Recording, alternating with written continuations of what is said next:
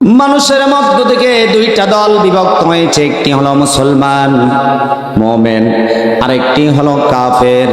এবার মুসলমানদের মধ্য থেকে আল্লাহ তাআলা একটা গ্রুপকে ডাক দিলেন আর বললেন, ইয়া আইয়ুহাল মুনাফিকুন, হে মুনাফিকেরা, তোমরা যা করছো ইসলামের নামে, তোমরা যা কিছু রটাচ্ছ, অচিরেই তোমাদেরকে জাহান্নামের তলদেশে চলে যেতে হবে। নাউজুবিল্লাহ।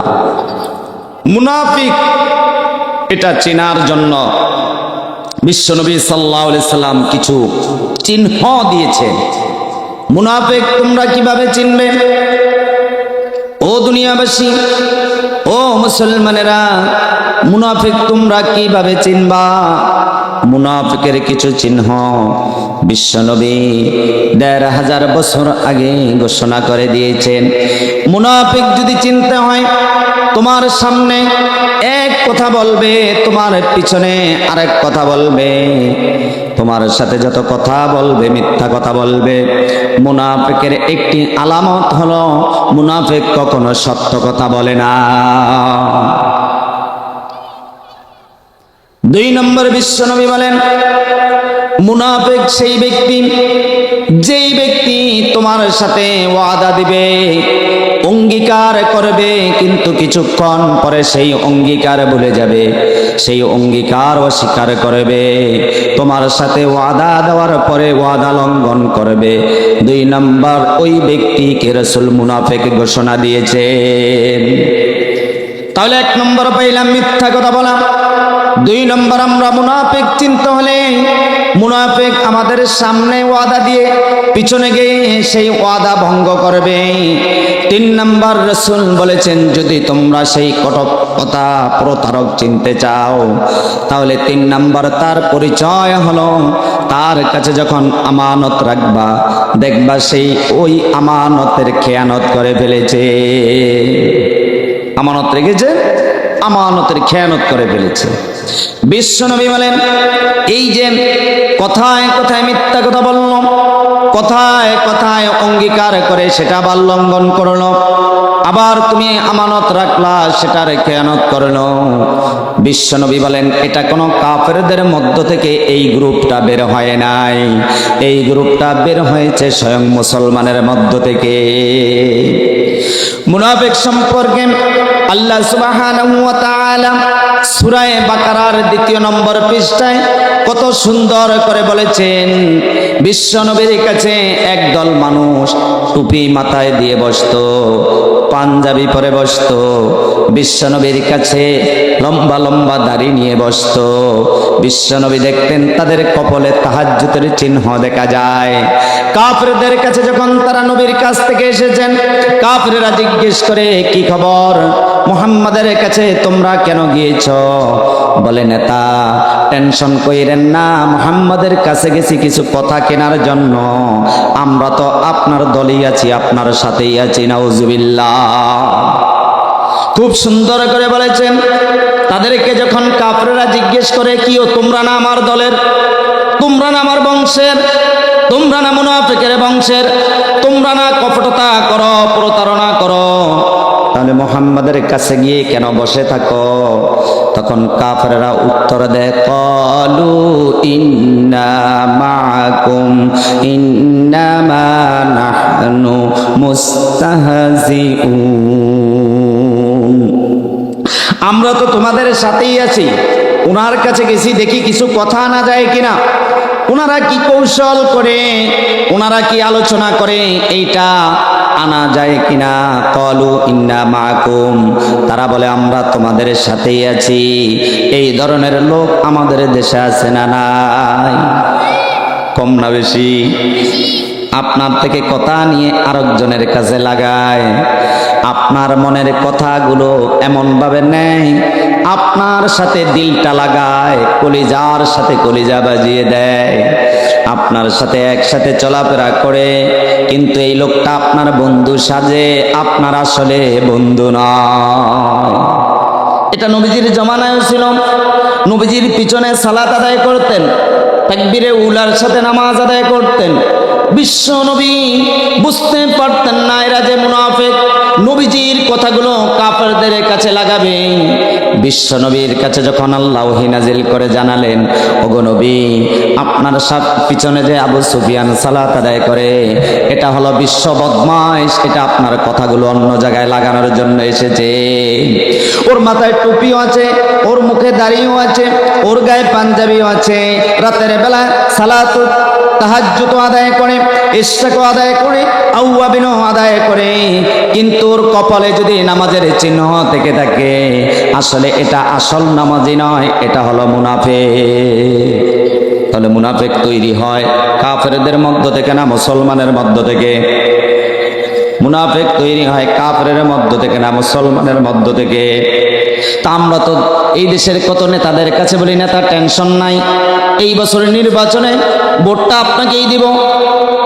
আবার কিছুক্ষণ পরে আর এক নেতা যদি আসে, ওই নেতাকে সালাম দিয়া মুসাফা কইরা কলিজার সাথে বাজাই।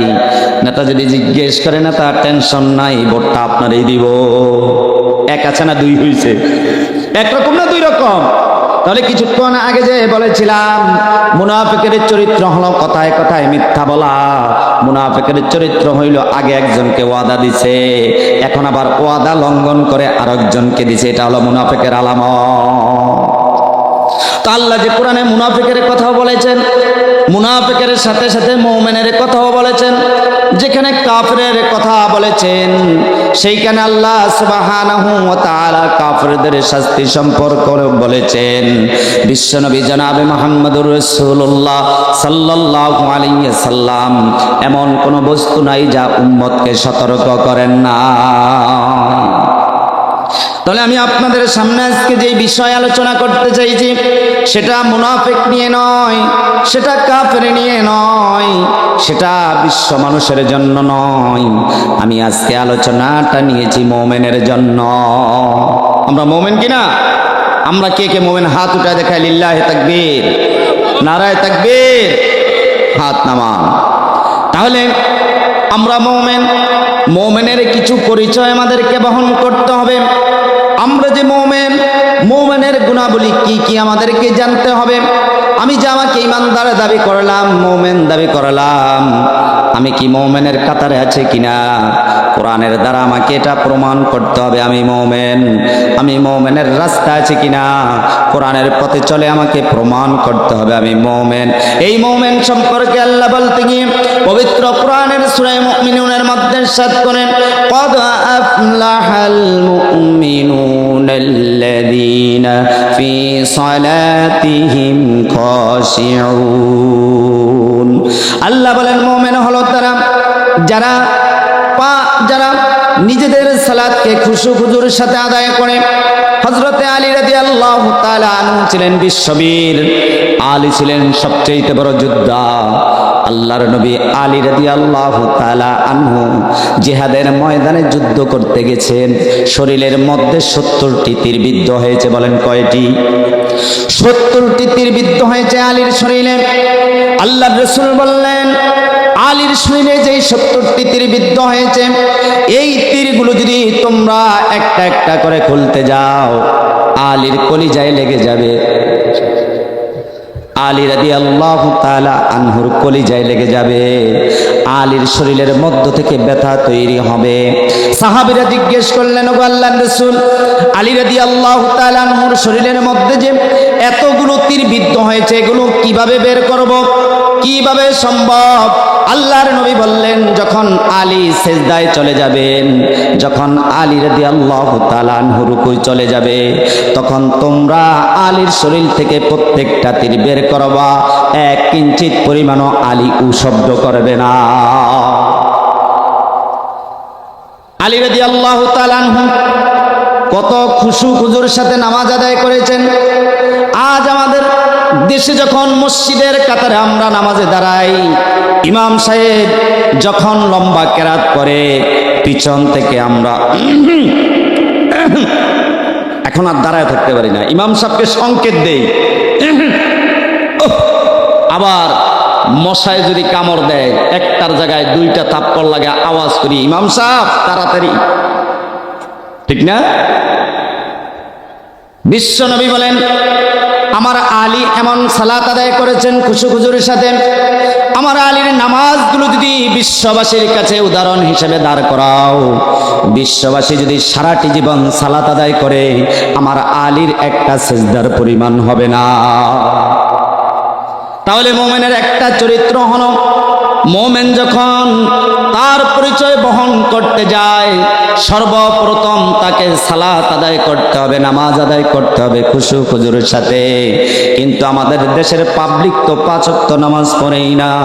জুমার দিন যায় হুজুর তাড়াতাড়ি করে, আসি না না তাড়াতাড়ি, আবার 5 মিনিট আগে যাই, হুজুর এত দেরি করে কা, তাড়াতাড়ি করেন। সুন্নত আগেরটা পড়ি কোন রকম, শেষেরটা না পড়েই সালাম ফেরানোর সাথে সাথে বেরিয়ে আসি। এমন সালাত আল্লাহ আপনার চায় না, এমন সালাত আল্লাহর আপনার দরকারও নাই। আল্লাহ তো চায় এমন সালাত, যেই সালাত সব সময় বান্দা আদায় করবে। আল্লাহ তো চায় সেই সালাত, যেই সালাতের মধ্যে বান্দার খুশু খুজু থাকবে। যেই বান্দার সালাতের মধ্যে খুশু খুজু আছে, সেই বান্দার সালাত হলো আল্লাহর কাছে গ্রহণযোগ্য সালাত। এই সালাতের মধ্যে আমাদেরকে আরেকটি আমল আল্লাহ শিখাচ্ছেন। এই যে তোমরা সালাতের কাতারে দাঁড়াও, একজন ইমাম তোমাদেরকে সালাত আদায় করায় নাকি 2 জন ইমাম? কয়জন? একজন ইমাম মেহরাবের মধ্যে দাঁড়ায়, আর তোমরা প্রত্যেক মুসল্লি কাতারে কাতারে বন্দী হয়ে এক কাতারের পিছনে আর এক কাতারে দাঁড়িয়ে যাও। এখান থেকে বান্দার জন্য শিক্ষা হলো, মসজিদে যখন একজন নেতার নেতৃত্বে তোমরা সালাত আদায় করো, এক কাতারের পরে আর এক কাতার বেঁধে তোমরা দাঁড়িয়ে যাও। তোমাদের এই সালাতের শিক্ষা হলো, মসজিদ থেকে যখন তোমরা বেরিয়ে যাবা, এক নেতার নেতৃত্বে ইসলাম প্রতিষ্ঠার জন্য কাতারবদ্ধ হয়ে দাঁড়িয়ে যাইবা। তাহলে মুমিনের একটি খাসলত হলো মসজিদে খুশু খুজুর সাথে সালাত আদায় করা। মুমিনের সেই খাসলত দুনিয়ার জমিনে যদি পরিচয় বহন করতে হয়, কোরআনের আন্দোলনে এক নেতার পিছনে কাতারবদ্ধ হয়ে নিজের জীবনটা দেওয়ার জন্য প্রতিজ্ঞাবদ্ধ হওয়া। মুমিনের প্রথমটা আমরা জেনে নিলাম খুশু খুজুরের সাথে নামাজ আদায় করা। 2 নম্বর, আল্লাহ সুবহানাহু ওয়া তাআলা বলেন, ওয়াল্লাযীনা হুম আনিল লাগবি মুরিদুন। মুমিন হলো তারা যারা নিজেদের জবানটা থেকে লাগব কথা, ফাহেসা কথা, পরনিন্দা, গীবত, এই সমস্ত কথা যেই বান্দা বহন করে না, এই সমস্ত কথা যার জবান দিয়ে বের হয় না, ফাহেসা অহেতুক কথা, দরকার নেই, তারপরও বলা, আরেকজনের পরনিন্দা করা, আরেকজনের গীবত বলা, আরেকজনের কিভাবে ক্ষতি করা যায়, সেই জন্য নিজে যেখানে ইচ্ছা যথা ইচ্ছা তার বিরুদ্ধে বিভিন্ন ধরনের কথাবার্তা বলা, এই পরনিন্দা যারা করে তাদের জন্য রয়েছে নারুল্লাহিল মুকাদা। তাদের জন্য আল্লাহ রেখেছেন আগুনের গর্ত, আগুনের শাস্তি। যারা পরনিন্দা করে, যারা অন্যের গীবত করে, যারা অন্যের পরনিন্দার গীবতের সাথে জড়িয়ে থাকে, আল্লাহ তাআলার রাসূল বলেন কিয়ামতের ময়দানে আল্লাহ একজন ফেরেশতা নির্ধারণ করবেন, আর ওই ফেরেশতাকে বলবেন একটা লাঠির মাথায় আগুন জ্বালাও। যেমন দেখবেন আমাদের দেশে আগে এক বাড়ি থেকে যদি আরেক বাড়ি কেউ যাইতো, লাঠির মাথায় আগুন ধরায়া ওই আলো দিয়ে দিয়ে যাইতো, ঠিক কিনা? আল্লাহ বলবেন এই পরনিন্দাকারীর জন্য, এই গীবতকারীর জন্য, এই হাসাদ সৃষ্টিকারীর জন্য, ঝগড়া বাঁধানোওয়ালার জন্য আগুন, একটা লাঠির মাথায় আগুন নাও আর তার মুখের মধ্যে বারবার আগুন দিতে থাকো। কিয়ামতের ময়দানে এই পরনিন্দার কারণে মুখের মধ্যে একের পর এক আগুন ধরাইয়া দিবে। চিৎকার দিয়ে বলবেন, আল্লাহ কেন গো মুখের মধ্যে আগুন দাও? আল্লাহ বলবেন পাহেশা কথা বলার কারণে, প্রয়োজন ছিল না সেই কথা বলার কারণে, একজনের কথা আরেকজনের আল্লাহুম্মা সাল্লি আলা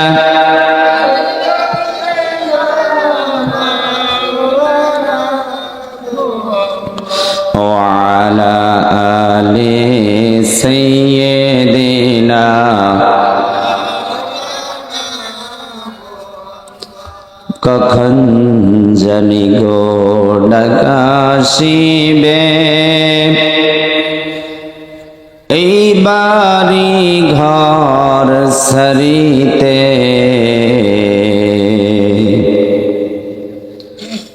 কখন জানি রে ডাকাশিবে এই বাড়ি ঘর সারিতে জোগার কিছু করছো নি ভাই কবর মাঝে বিছাইতে আল্লাহুম্মা সাল্লি আলা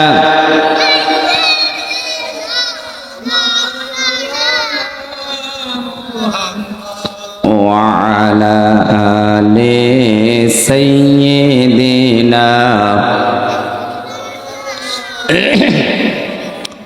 কখন জানি গো ডাকাশিবে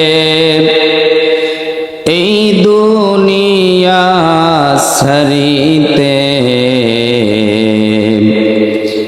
কখন জানি গো ডাকাশিবে এই দুনিয়া ছাড়িতে রঙিন কাফর খুলে খুলে সাদা কাফন পরাইবে আল্লাহুম্মা সাল্লি আলা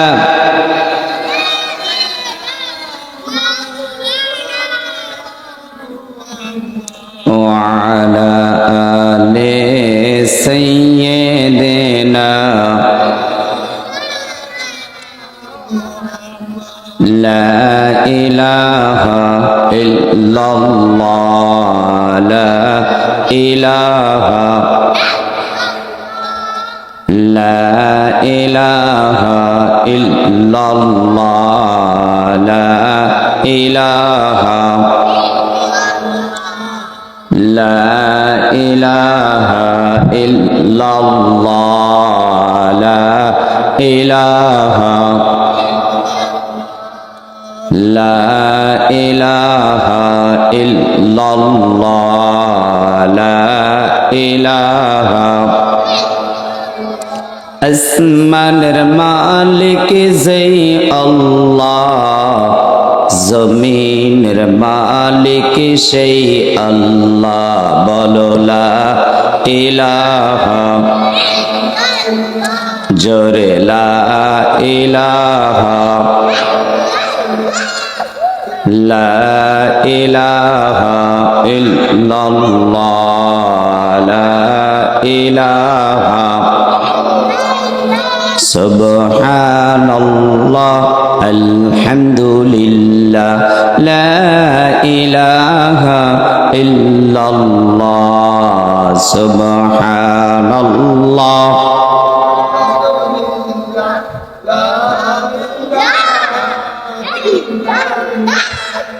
سبحان الله الحمد لله لا إله إلا الله سبحان الله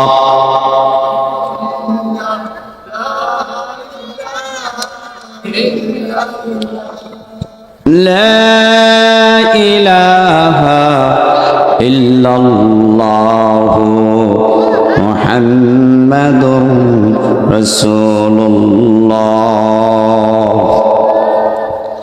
সবুজ শ্যামল বাংলাদেশের দক্ষিণ প্রান্তে বাংলাদেশের ঐতিহ্যবাহী দ্বীপ জেলা বলার অন্তর্গত লালমোহন উপজেলাধীন কালমা মনোর আলী মির্জাবাড়ি তালিমুল কোরআন মাদ্রাসা মসজিদ ও এলাকাবাসীর উদ্যোগে আয়োজিত 3 রাত ব্যাপী তাফসীরুল কোরআন মাহফিলের আজ সমাপনী রাতের সম্মানিত সভাপতি,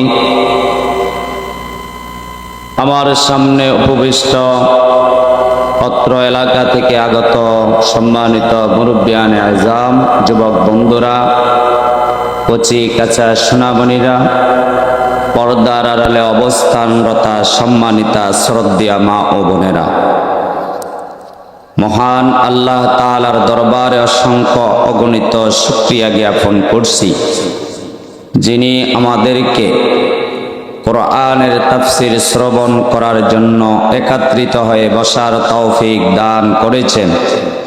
সেই আল্লাহ সুবহানাহু ওয়া তাআলার দরবারে অন্তর থেকে জবানের আওয়াজটুকু উজাড় করে দিয়ে শুকরিয়া আদায় করি আলহামদুলিল্লাহ। দরুদ ও সালাম প্রেরণ করছি মদিনা মুনাব্বরায় শুয়ে আছেন প্রিয় নবী, আখরি নবী জনাবে মুহাম্মদুর রাসূলুল্লাহ সাল্লাল্লাহু আলাইহি ওয়াসাল্লামের উপর।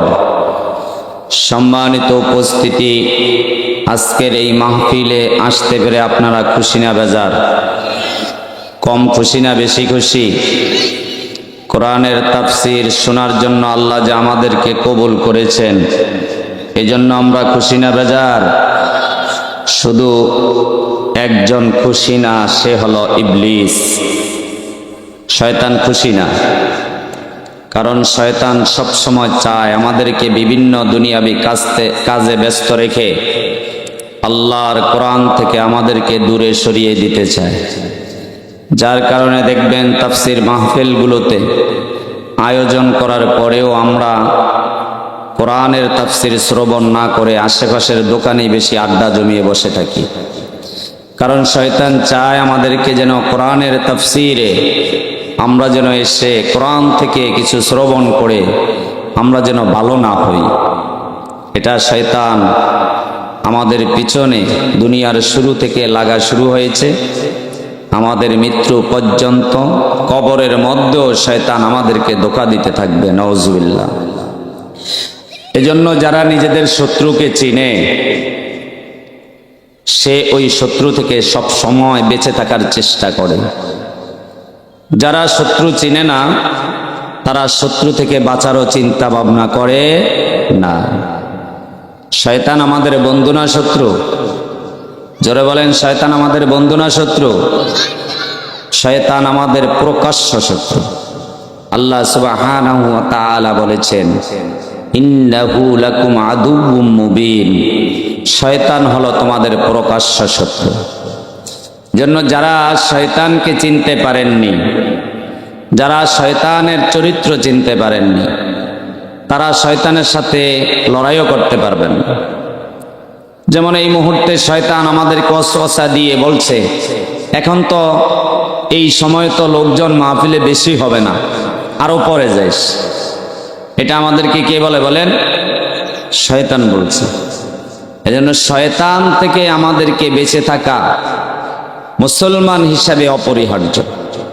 সম্মানিত বন্ধুগণ, আল্লাহ সুবহানাহু ওয়া তাআলা এই কোরআন 30টি পারা দিয়ে নাজিল করেছেন। এই কোরআনের মধ্যে 114টি সূরা আল্লাহ তাআলা অবতীর্ণ করেছেন। এই সূরাগুলোর মধ্যে একটি সূরা হলো সূরা মুমিনুন। এই কোরআনে আল্লাহ তাআলা পৃথিবীর মানুষকে 4 পদ্ধতিতে ডেকেছেন। কয় পদ্ধতি? আরো জোরে বলেন, কয় পদ্ধতি? আল্লাহ তাআলা এই কোরআনের মধ্যে মানুষকে 4 ভাবে ডাক দিয়েছেন। পুরা কোরআনের মধ্যে 4 ভাবে। সর্বপ্রথম ডাক দিয়েছিলেন ইয়া আইয়ুহাল কাফিরুন, হে কাফেরেরা। পরে আল্লাহ তাআলা ডাক দিয়েছেন ইয়া আইয়ুহাল মুসলিমুন, হে মুসলমানেরা। এরপর আল্লাহ ডাক দিয়েছেন ইয়া আইয়ুহাল মুনাফিকুন, হে মুনাফিকেরা। এরপরে আল্লাহ সুবহানাহু ওয়া তাআলা ডাক দিয়েছেন ইয়া আইয়ুহান নাস, হে লোক সকল। আল্লাহ সুবহানাহু ওয়া তাআলা কোরআনে সর্বপ্রথম যেই ডাকটি দিয়েছেন, 4 ডাকের মধ্যে সর্বপ্রথম ডাক হলো ইয়া আইয়ুহান নাস, হে মানুষেরা।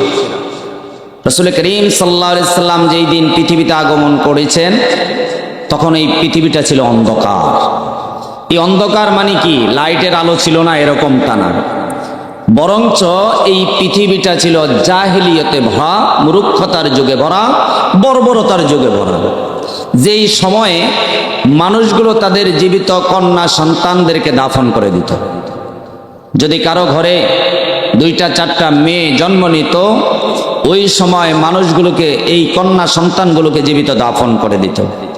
এজন্য ওই যুগটাকে বলা হয়েছে মূর্খতার যুগ, বর্বরতার যুগ, জাহেলিয়তের যুগ। এই যুগে রাসূল সাল্লাল্লাহু আলাইহি সাল্লামের আবির্ভাব যখন হয়েছে, আল্লাহ তখন পৃথিবীর মানুষকে আলো দেখানোর জন্য, আল্লাহ তখন পৃথিবীর মানুষগুলোকে ইসলামের ছায়াতলে আনার জন্য, আল্লাহ তখন পৃথিবীর মানুষগুলোকে জান্নাতের পথে উঠানোর জন্য যেই ডাকটি সর্বপ্রথম দিয়েছিলেন, ইয়া আইয়ুহান নাস, হে মানুষেরা। বিশ্বনবী যখন প্রত্যেকটা বংশ থেকে ডাক দিলেন, ইয়া আইয়ুহান নাস, হে লোক সকল তোমরা এদিকে আসো, কুলু লা ইলাহা ইল্লাল্লাহ তুফলিহুন দাখালাল জান্নাহ, তোমরা এই কথা স্বীকার করে নাও আল্লাহ ছাড়া কোনো ইলাহ নাই, তাহলে তোমাদের জন্য আল্লাহর জান্নাত রয়েছে। সুবহানাল্লাহ। আমার আর আপনার নবী প্রথম যেই ডাকটি মক্কাতে কাফের মানুষের মাঝে দিয়েছিলেন, সেটি ছিল ইয়া আইয়ুহান নাস, হে মানুষেরা। বিশ্বনবী জনাবে মুহাম্মদুর রাসূলুল্লাহ সাল্লাল্লাহু আলাইহি ওয়াসাল্লাম যখন ডাক দিলেন, ইয়া আইয়ুহান নাস কুলু লা ইলাহা ইল্লাল্লাহ, আল্লাহর নবী যখন ডাক দিলেন, হে মানুষেরা তোমরা পড়ে নাও আল্লাহ ছাড়া কোনো ইলাহ নাই, দাখালাল জান্নাহ, যদি তোমরা এই কালেমা পড়ে নাও আল্লাহ তোমাদের জন্য জান্নাত রেখে দিয়েছে। বিশ্বনবীর এই ডাকটিকে একদল মানুষ গ্রহণ করে নিলেন, আরেক দল মানুষ গ্রহণ করলেন না। যারা গ্রহণ করেন নাই তাদেরকে বলা হয় কাফের, আর যারা গ্রহণ করেছেন তারা হলেন মুসলমান। মানুষের মধ্য থেকে একদল মানুষ মুসলমানে রূপান্তরিত, মুসলমান জাতি হিসাবে, আরেক দল মানুষ হলো কাফের জাতি। কয়টা দল হয়েছে এখন? কয়টা দল হয়েছে? 2টা। একটা দল হলো নাস থেকে মুসলমান, আরেকটা দল হলো নাস থেকে কাফের। এবার আল্লাহ সুবহানাহু ওয়া তাআলা নবীকে ডাক দিয়ে বললেন, নবীজি যেই মানুষগুলো কাফের হয়েছে তাদেরকে আপনি ডাক দেন, ইয়া আইয়ুহাল কাফিরুন, হে কাফের সম্প্রদায়, তোমরা যে ইসলামের পথ বেঁধে রেখে কালেমার পথ বাদ দিয়ে তোমরা যে মূর্তি পূজায় লিপ্ত রয়েছ, এই মূর্তি পূজা তোমাদেরকে জাহান্নামে নিয়ে যাবে, নাউজুবিল্লাহ। আর আরেকটি দল যে মুসলমান জাতি হিসেবে স্বীকৃতি পেল কালেমা পড়ার কারণে, আল্লাহ তাআলা তাদেরকে ডাক দিলেন, ইয়া আইয়ুহাল মুমিনুন, আল্লাহ বললেন হে মুমিনেরা। তাহলে এতদিন ছিল 2টি দলে বিভক্ত, এখন হয়ে গেছে 3টি দলে বিভক্ত। একটি মুসলমান জাতি, আরেকটি কাফের জাতি। এবার মুসলমানদের মধ্য থেকে একটি জাতিকে আল্লাহ ডাক দিলেন, যেখানে মুমিনদেরকে ডাক দিলেন। মুমিনদের মধ্য থেকে আরেকটি জাতিকে আল্লাহ তাআলা কোরআনে ডাক দিলেন, ইয়া আইয়ুহাল মুনাফিকুন, হে মুনাফিকরা। মুনাফিক কারা জানেন? এই ভাই এখানে কথা বলে কে?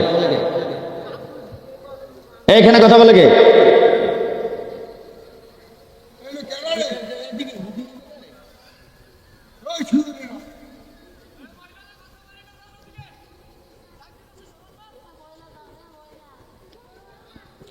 আমার ভাই, আমার বন্ধুগণ, প্রথম ছিল, এখন হয়ে গেছে 3টি দলে বিভক্ত। একটি মুসলমান জাতি, আরেকটি কাফের জাতি। এবার মুসলমানদের মধ্য থেকে একটি জাতিকে আল্লাহ ডাক দিলেন, যেখানে মুমিনদেরকে ডাক দিলেন। মুমিনদের মধ্য থেকে আরেকটি জাতিকে আল্লাহ তাআলা কোরআনে ডাক দিলেন, ইয়া আইয়ুহাল মুনাফিকুন, হে মুনাফিকরা। মুনাফিক কারা জানেন? এই ভাই এখানে কথা বলে কে? এখানে কথা বলে কে?